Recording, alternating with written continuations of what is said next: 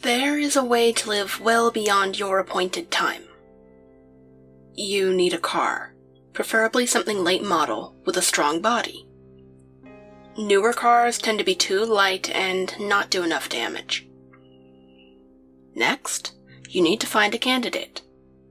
It has to be a pedestrian, and it's best to pick younger people, as they have more time left, but not always. You'll have to watch them. If it's late, just drive slow and pretend to be lost. But if you have to, make a second sweep by going around the block.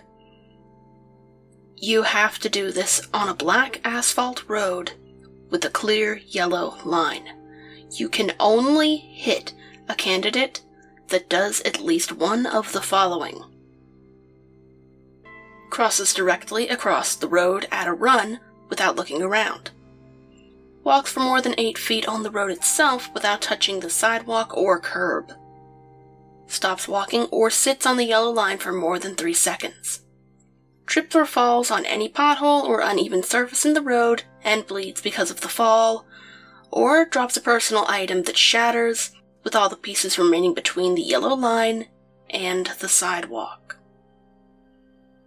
If a candidate does any of these, it's an indicator that they are temporarily detached from their time. If you hit and kill them with your car before they reach the next cross street, you can swap your time for theirs.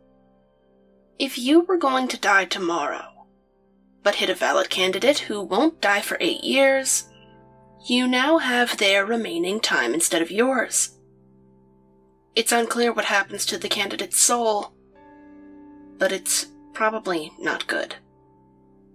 There's a group, mostly old folks, who do this all the time. The founder says he's over 200 years old, and he looks it. The name is like White Sunrise or something similar.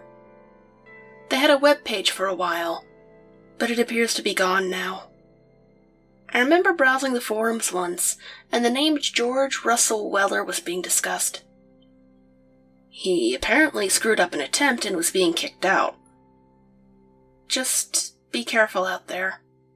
I've noticed a lot of older folks skimming around suburbs lately, watching kids rather closely. Stay on the sidewalk, and keep your head down.